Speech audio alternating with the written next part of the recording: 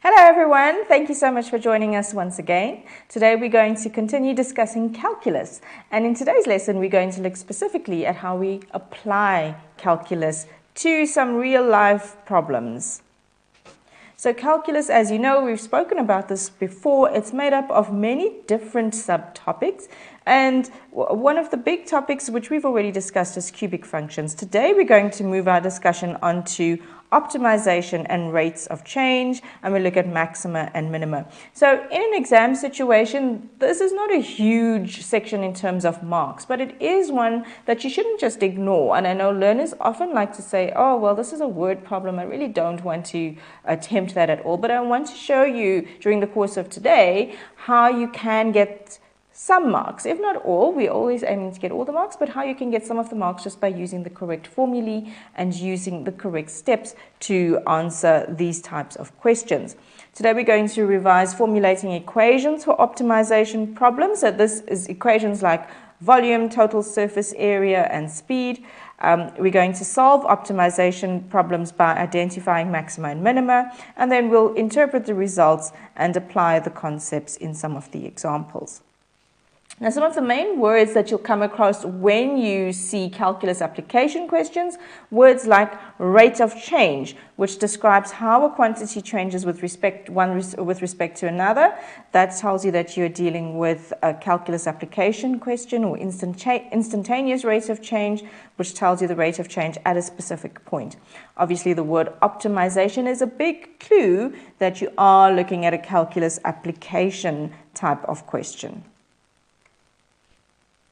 Maximize or minimize is another very obvious way to say to you that you need to find the highest or lowest value of a specific function. And you will deal with constraints when you are solving these types of questions. These are conditions that the solution must satisfy. And we will go through this as we go through some examples. So optimization problems are really scenarios where you need to find the best maximum or minimum value of a function given certain constraints, and those constraints are what are quite important and that we need to keep in mind. Some of the common places you might find yourself making mistakes is misinterpreting the question, and I do understand that this is a point where you can make mistakes because there are a lot of words involved. There's a lot of English involved in maths sometimes, and this is one of those sections. So we need to read through the question carefully and identify key points as we'll go through. And that also leads to you then don't understand the question properly because you're not quite sure what the English is saying. This then leads to incorrect equations or leaving out essential steps that are needed to get to the correct solution and calculation. And obviously, this then allows for arithmetic mistakes to creep in. So really today, what we're looking at is looking at ways to improve the way you answer calculus application questions in exams. And really what I want you to get out of the lesson today is that it's not a section that you have to be fearful of, and please don't leave it blank.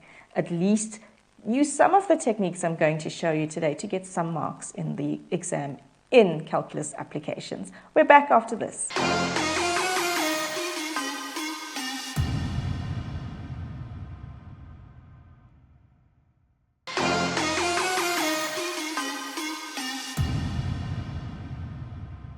Hello once again everyone. We are continuing our discussion on calculus applications. We're specifically looking at optimization, rates of change, and maxima and minima.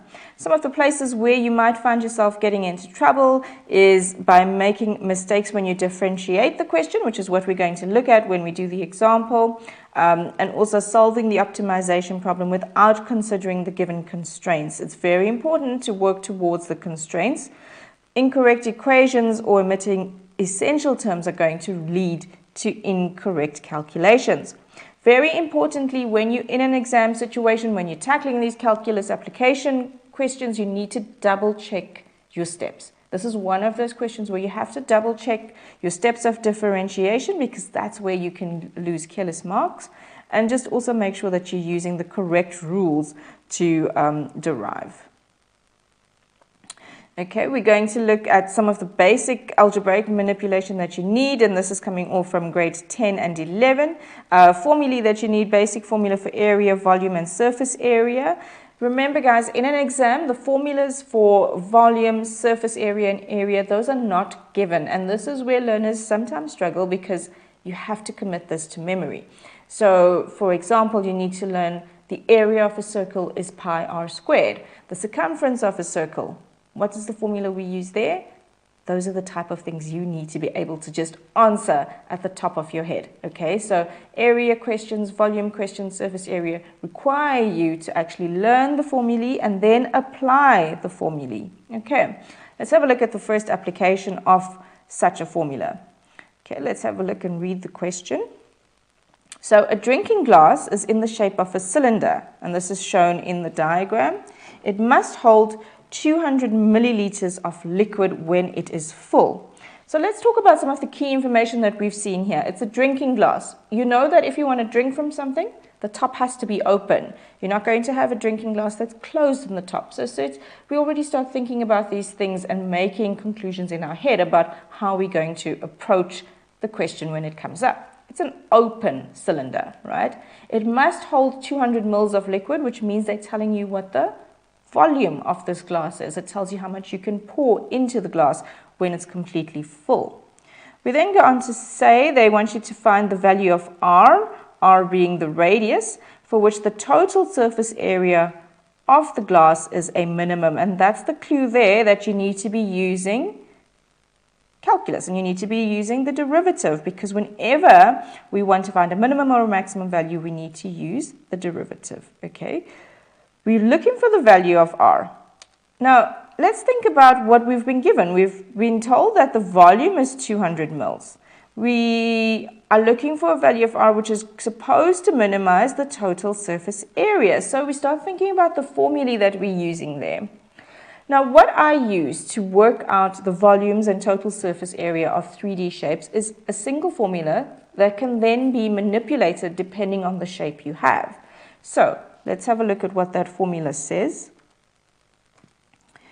We find the equation we want to minimize, which we know is total surface area.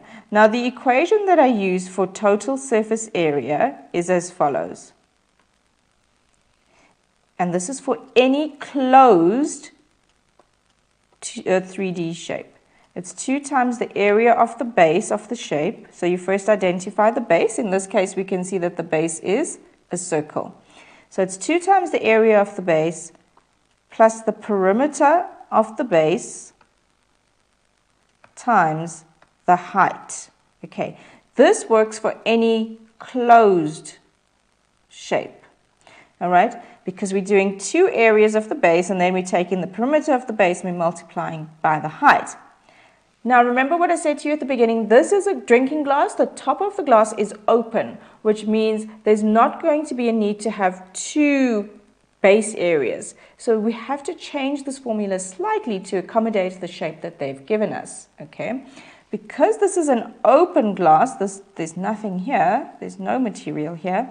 Instead of saying 2 times the area of base, this is just going to become area of the base. All right, so this is just going to become area of the base plus perimeter of the base times the height. So that's how we manipulate this standard formula for a closed total surface area. All right, let's write down the information from the diagram. We see that the radius is r. This is a circle, so therefore my area is pi r squared. Plus the perimeter of a circle, in other words, the circumference, is 2 pi r. Here we can have the 2 because now we're dealing with circumference. We're not dealing with the 2 areas. And then we multiply that by the height of the shape. Now when I look at this and they ask me to find a value of r that's going to minimize this, I see that I have 2 unknowns. I've got r squared there and I've got h, which means there's no way really that I can continue with this formula any further. So at this point, we go back to our given information and see how we can use the fact that they told you something about the volume of the shape, all right? So let's go and look at that. Because we cannot take the derivative with the 2 different variables, the r and the h, we must use other information. Now, also remember, guys, we need to keep consistent units. In this case, we're lucky because 200 mils is the equivalent of 200 cubic centimeters, and our radius is going to be in centimeters. So if you are given a case where you've got liters, for example, make sure that you do that conversion. Again, the conversion is something you will need to learn. If you are dealing with a very extraordinary shape that you are not used to, those formulas for the area or the surface area will be given to you. But when it's your standard shapes like this, like cylinders or cubes or prisms, triangular prisms, those ones you will be expected to know. And you certainly will need to know how to do the conversions in your head as well. So the standard formula I use to find the volume of the shape, a 3D shape, is area of the base. And what this means is I don't have to learn lots and lots of different formulae for each of the shapes. I know what the standard volume one is, and I know what the standard total surface area is, and I just manipulate it accordingly. So volume is equal to area of base times the height. All right, so we know the area of our base was pi r squared. And we say that's times the height of the shape. They have told you, because now we need to try and get rid of one of our variables. Remember, in our total surface area equation, we had two variables there. And in order for us to minimize this equation, I need to work in just one variable. So I need to get rid of one of these values. So this volume, they've also told us, is equal to 200 cubic centimeters. So therefore, I equate this to 200. And I can make h the subject of the formula by dividing both sides by pi r squared. So I get h is equal to 200 over pi r squared. So this is now what I can use to help me to get rid of one of the variables in the total surface area equation. I can take this value for h and substitute it back into that equation for total surface area. So now my total surface area is going to look like this. We'll have total surface area is equal to pi r squared plus 2 pi r, and instead of h, I'm going to put in this value that I've got here, which is 200 over pi r squared. Okay, let's simplify this. And remember, the reason we're doing this, why we're working with total surface area, that's what the question says. Find the value of r that's going to minimize this total surface area equation. That's how we know what to work with. So I get pi r squared plus, let's multiply into the bracket, 2 times 200, I'm going to get 400. And we've got pi and pi cancelling out. And one of the r squares will divide out, so I get r divided by r squared is just r. So now my total surface area is in the form of just one variable that only contains the r. I need to simplify this a little bit more so that it is more easy to derive. How do I do that? Remove the r from the denominator to the numerator by changing the exponent. So this will become plus 400, and this is why exponents were so important. All right, exponents are extremely important. So we get pi r squared is equal to plus 400r to the minus 1. Now at this point we have not solved, we are not yet deriving. We're now going to take this equation and use this to find the derivative that will minimize the value of r. Okay, so let's just make some space here.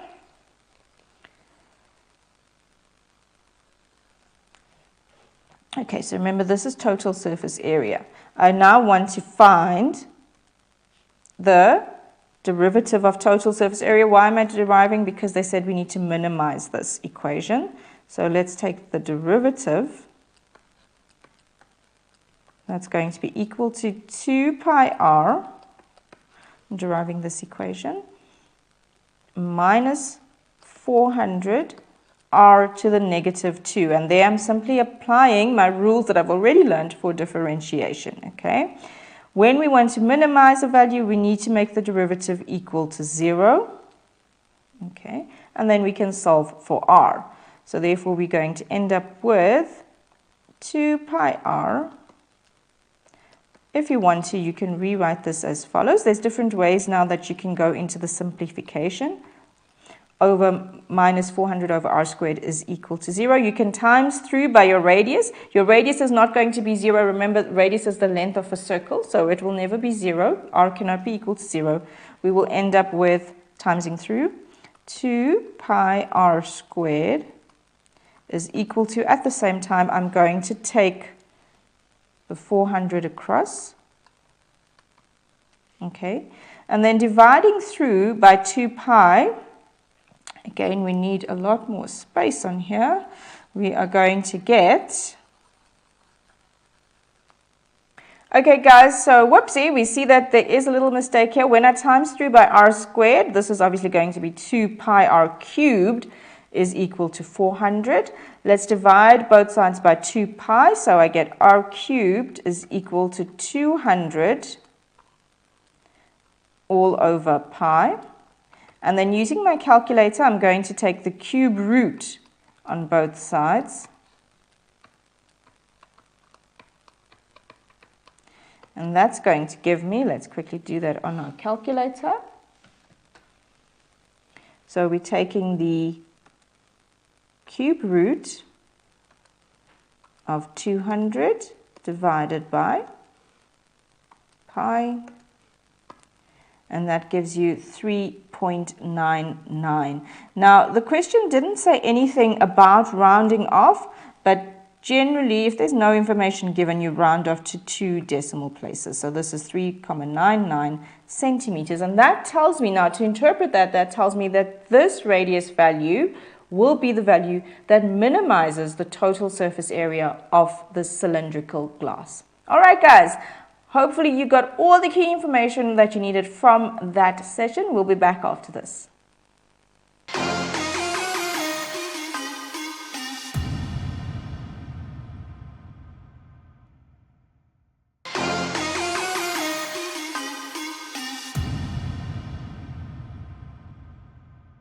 Welcome back, everyone. So glad you are still with us. Today we're talking about calculus applications. We looked at how we can maximize and minimize a total surface area. Now we're going to move on to a rate of change question. So in this example, we are told that a tourist travels in a car over a mountainous pass during his trip. The height above sea level of the car after t minutes, so we take note that this information that they're giving to us is in terms of minutes.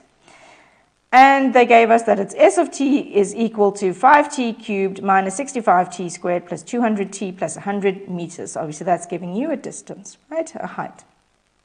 The journey lasts in total 8 minutes. They want to know the first question: how high is the car above sea level when it starts its journey on the mountainous pass? So this, let's just say we've got a mountain here, and there's a car, little car, and don't laugh at my drawing, but there's a little car there, okay? And we want to know how high, if this is the sea, how high is the car above sea level? So in other words, it's a distance. So we're going to be using this formula as they gave it to us, which is s of t, all right?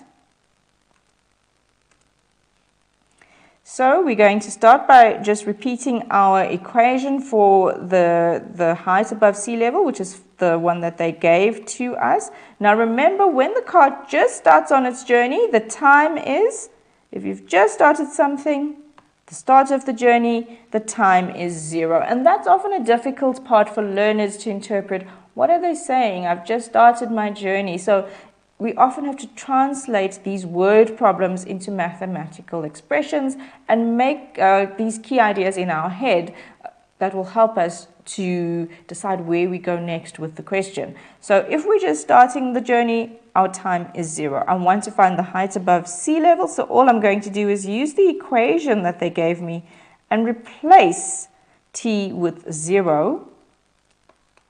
Okay. And you're going to see that all of the terms with t in it will disappear. Okay.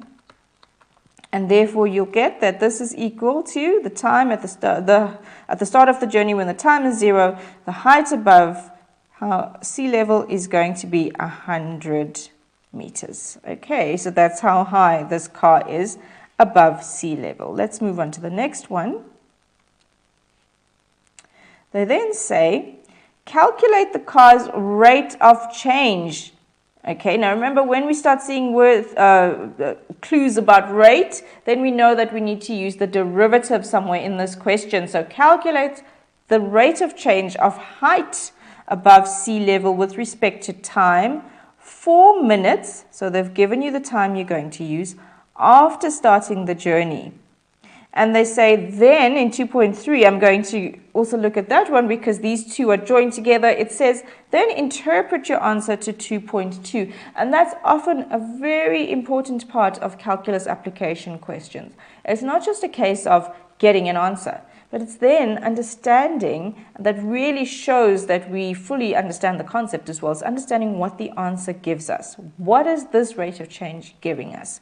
Okay, so let's have a look at how we do that. We're talking about rate of change, so we know we need to use the derivative. We take the derivative of the original equation. I multiply 3 by 5. I get 15. Subtract 1 from the numerator of the from the exponent of the power, so I get t squared. 2 times 65 is 130. Subtract 1 from your power, so you're just left with t plus 200. So that's just using my rules of differentiation. Okay. They want the car's rate of change with respect to time, and they've given us the time. It's at 4 minutes. So therefore, I substitute 4 in place of t. All right. And let's just take this out so you can see what's happening. When I replace t with 4, I end up with negative 80. Now we stop straight away and we think, oh, maybe I've made a mistake, because why is this answer negative? So this is where our powers of interpretation start coming into play, because if this rate of change is negative, it means that the object, in this case that's the car, has started changing its direction. So here what's happening is that this negative number is telling me that it's a change in direction. So maybe it's going back down the mountain at 4 minutes, okay? So the derivative at 4 minutes is negative 80, which tells me that this car has changed its direction. And that already helps us to now interpret the answer, because it says now interpret your answer to 2.2. So we go on to say, well, we can see what's happening is that the height of the car is decreasing. And just pay attention to how we're stating this, right? The height of the car above sea level is decreasing at 80 meters per minute. So we're talking about decreasing rate, but we're also talking about a height. So what we're saying is, if this is our mountain, for example, here, okay, and let's just say this is our sea here. So this car is perhaps over here at 3.5 minutes, but then at 4 minutes, it's perhaps here. All right. And you can see what's happening is as the rate of change at 4 minutes changes, this height is going to change. This height above sea level is changing. So therefore, the height of the car above sea level is decreasing at 80 meters per minute, and the car is traveling downwards. Hence, this is a negative rate of change. And if you make a little drawing for yourself, you can see exactly, and you can interpret a lot better what the question is trying to tell you. So here, this negative 80 has important applications or important implications, because it means that this car has changed direction. Okay, so when we deal with rate of change questions, some of the important things you need to do is notice what the units are that the question is given to you in. Also notice that if there's something like a negative answer when you get your rate of change, it means that whatever object you are dealing with has changed direction. So let's have a look at some of the typical types of questions you can get in the exam. So let's read our question. Remember, it's very important to read the question carefully, because one of the tricky parts when it comes to calculus application is the words. There's lots of words, okay? So they say the diagram represents a printed poster, okay? Rectangle ABC, so they've already given you a clue here. It's a rectangle. So I start thinking about things like length times breadth, which is my area. Rectangle ABCD, this is the part where the writing is ABCDE. This is where the information is on this poster. This is where the text is, they said. So ABCD is 430 square centimeters or centimeters squared, 432 centimeters squared. What is that telling you? So they're sort of giving you information here without saying it directly. So we stop, we read the problem, and then we gauge from there. We take the key bits of information that they're giving us.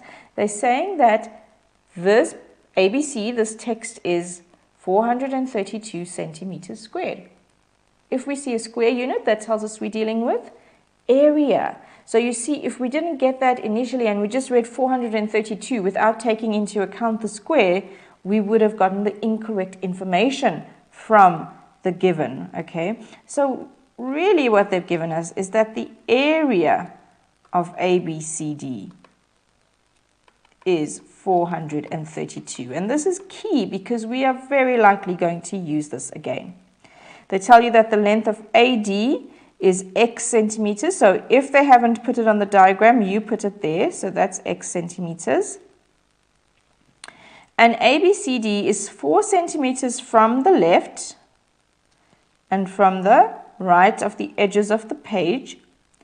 And if you look at the vertical distance, it's 3 centimeters from the top and 3 centimeters from the bottom. So before we even look at what they require, this is a part that really trips learners up. They're not sure, what are they giving me? Why are they giving me that this is 4 and this is 4 and that's 3 and that's 3? Because remember, guys, there's more than one rectangle involved here. There's ABCD, right, which is the middle one. But then there's also the bigger rectangle where this poster is printed. So it's this section of the sheet as well. There's a bigger rectangle. So likely we're going to use the bigger lengths in this question as well. So if we call this, I mean, you don't have to name it, but let's call it rectangle PQRS, okay? How can I find the length of PQ? Well, I know that AD is X. That's what they told me in the given information. And they've told me that this printed area is 4 centimeters on either side away from the bigger page. So therefore, if I want that total length, it is X plus 4, which will give me the total length of PQ. So it's X plus 8 centimeters. All right. And then similarly, if we had this length here, which they haven't told us what this is, this from A to B and D to C, let's call it Y for now. Let's call that Y. So if that AB or DC is Y, which is the breadth of your rectangle ABCD, then the longer length PS or QR is going to be Y plus 3 plus 3. So this is going to be Y plus 6. So that's information we can get. Very, very valuable information, and we will definitely use this. Let's see what the question wants us to do. And you see, we've got so much of information before we even look at the question. Show that the total area of the page is given by this very intimidating looking formula. So we don't let that scare us. We do what we can with the information we have, and we will get to the correct answer provided we follow our processes carefully and make no careless mistakes, all right? So I know that I'm heading for area. We want the area of this total page, which includes those bigger lengths, which I put in as PQRS, right? And I've already got information about the area of the centerpiece where the text is written on. Okay, so therefore, let's start formulating our area equations. I know that this total area equation, when I look at it, it's only got one variable. So we need to work in terms of x. So let's call, and we make a statement here. Remember to tell the examiner what you're doing. Let's let AB, you don't have to use other variables. I prefer to do it because it's sometimes easier to see what we are doing. So let's let AB equal to y. All right, then obviously DC is also going to be y. Therefore, this longer length of this poster is going to be y plus 6. Okay, so therefore the length of the whole page, which we're going to use later on, is going to be y plus 6.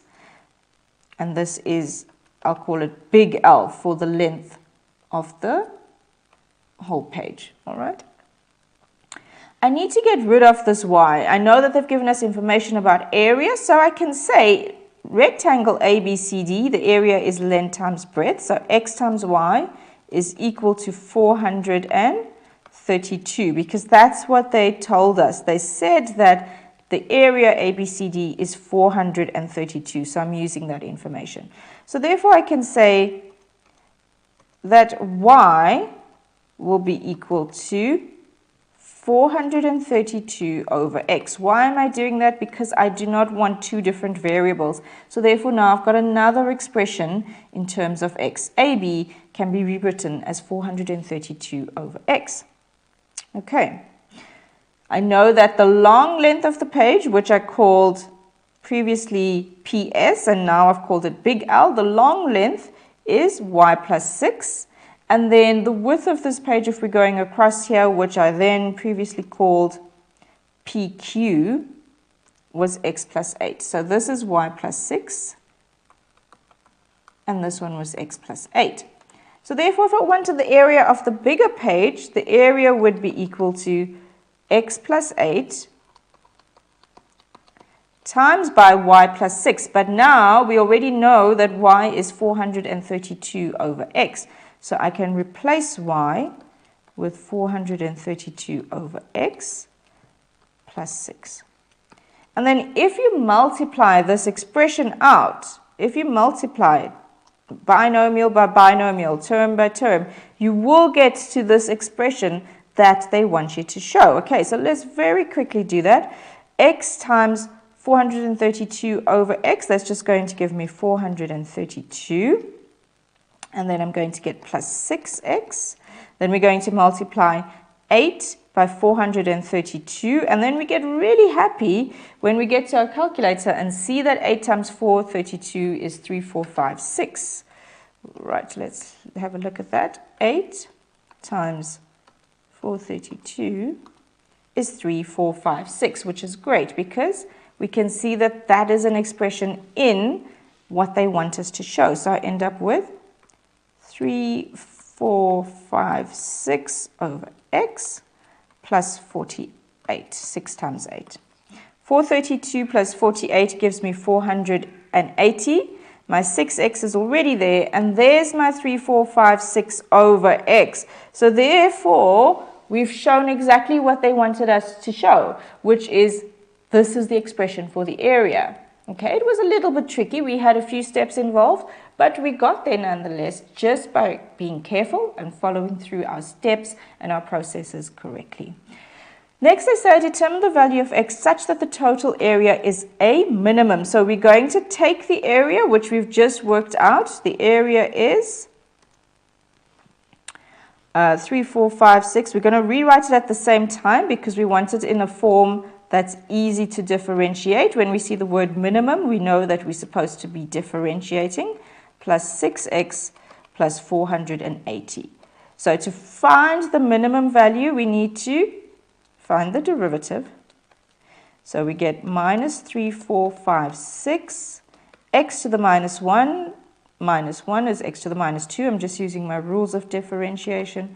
Plus 6 is equal to 0. Remember, whenever we're trying to find a minimum or maximum, that's when the derivative is equal to 0. So therefore, if we rearrange this whole equation, we're going to get 6 is equal to 3456 over x squared. I've simply taken this term to the right-hand side, and I've rewritten x to the minus 2 as 1 over x squared.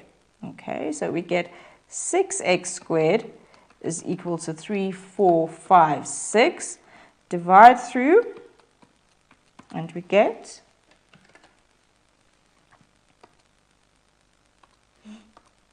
576.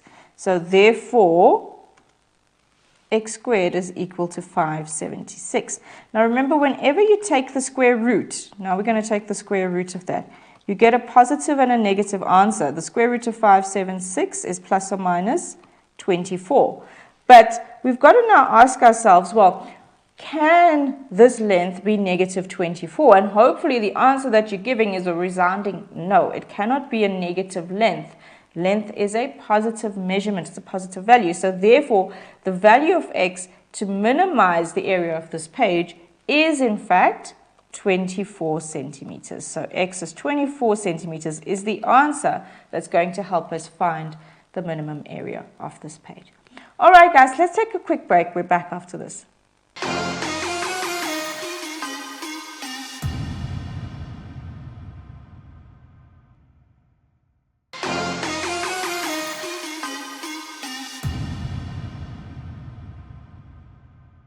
Welcome back, everyone. Without messing around and wasting any time, let's get straight into the questions we are practicing, calculus application exam type questions. So in this one, we are told that a soft drink can has a volume of 340 cubic centimeters. Now, you've all, hopefully you've all drank from a cool drink can before, so you know that the shape is cylindrical. So I see in this question that they actually haven't given me any diagram.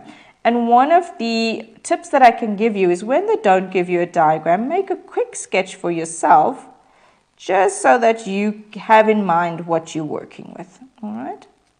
Okay. They've given us the volume. Now, volume, I use a formula. Volume is equal to area of base times height. It works for all 3D shapes. Area of the base times the height. Because they've given me information of volume, I start thinking about my volume formula. The height is h, okay, so that's h there, and the radius here is r.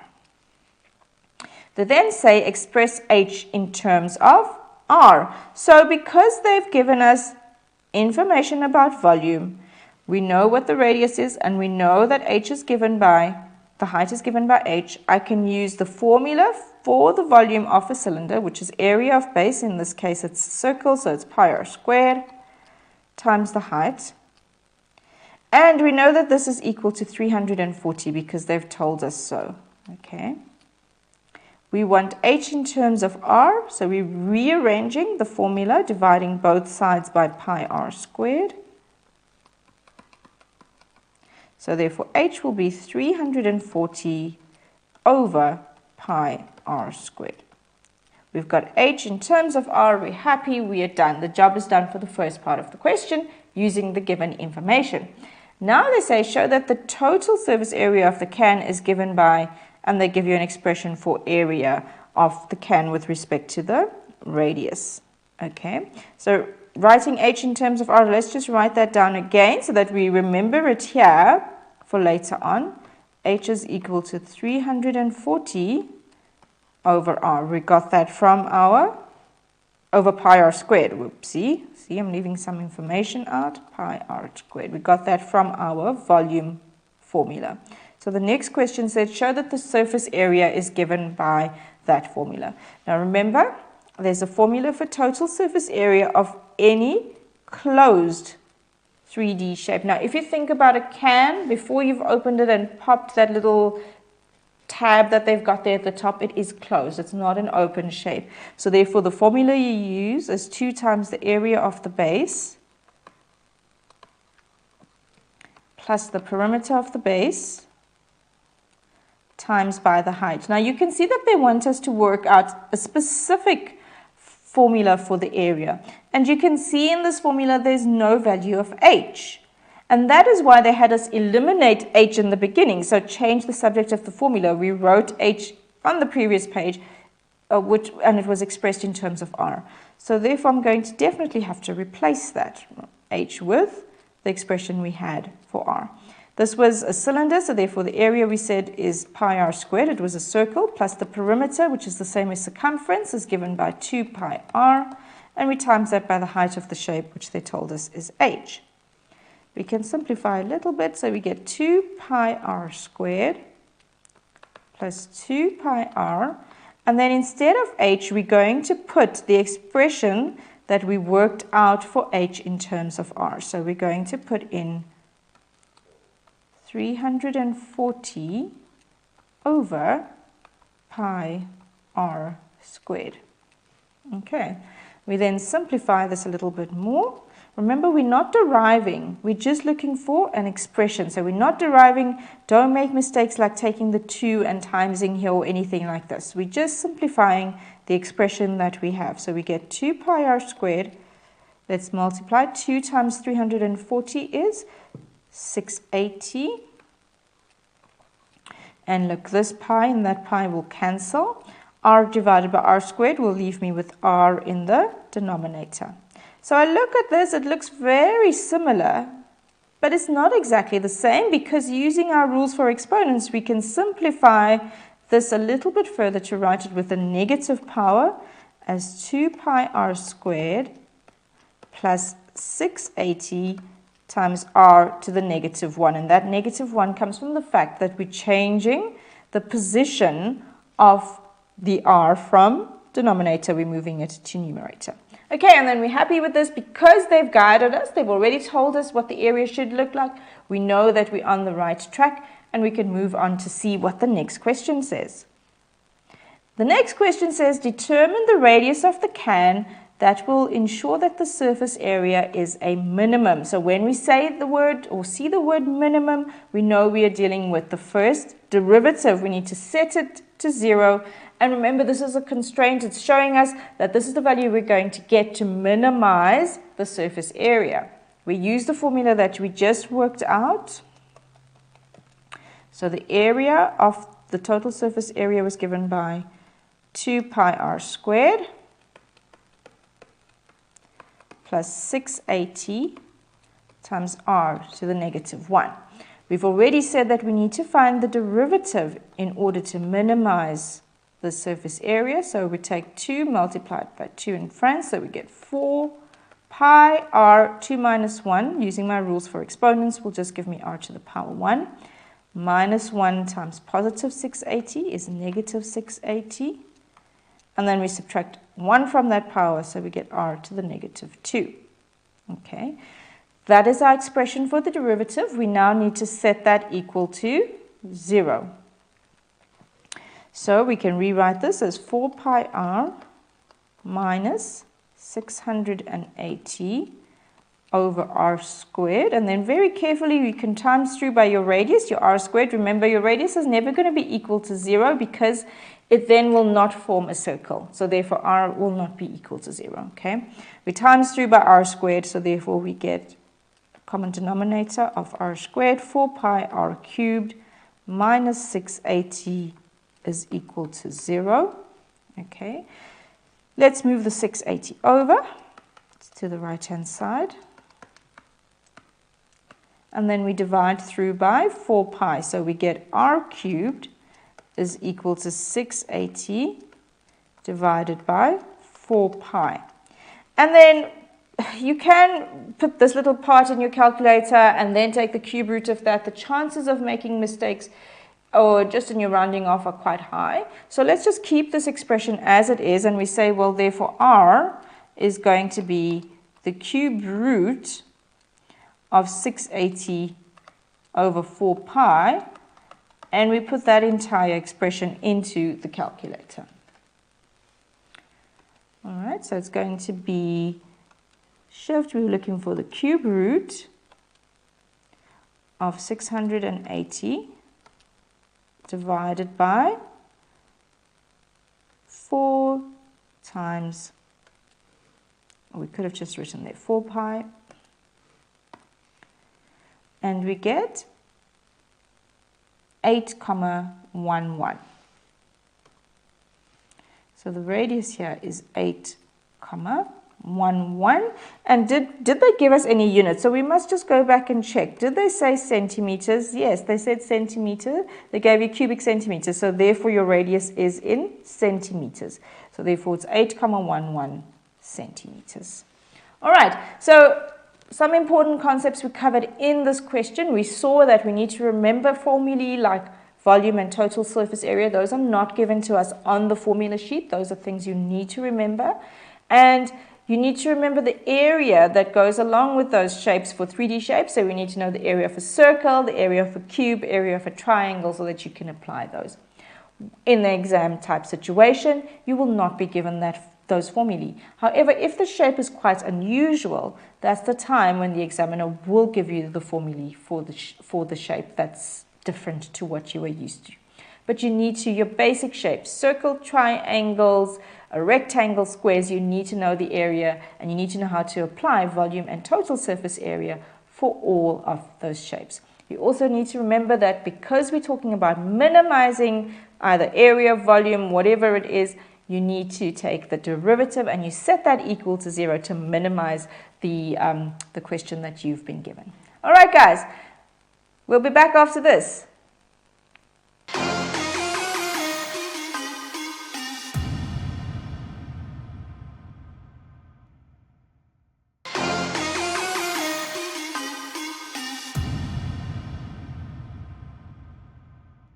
Okay guys, I think it's time for us to wrap up all of some of the important concepts we covered in today's lesson. We looked at calculus, optimization, rates of change, maxima and minima. And we also discovered that there were certain ways that the question was telling us that we need to use the derivative. This was words like rate of change, instantaneous rate of change, optimization. These all indicated to us that we needed to find the derivative. When we're talking about optimization, we were finding a maximum or minimum value within a given context. All right. Another way, quite an obvious way to ask you to find the lowest or highest value of a function is to say maximize or minimize the function. Very importantly, when you deal with calculus application questions, you are given certain constraints and you have to arrange and formulate your equation to match those given constraints.